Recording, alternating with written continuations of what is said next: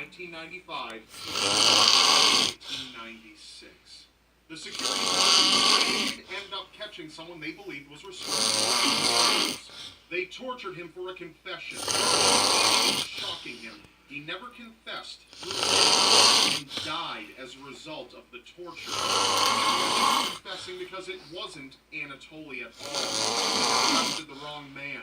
But sometime later, after his weapons were discovered by a relative he was staying with, Anatoly ended up escaping the death penalty at that time, and so he was sentenced to prison. He died behind bars. Husband Snoring Part 3. At the age If you like of it, please like and please subscribe. Thank you.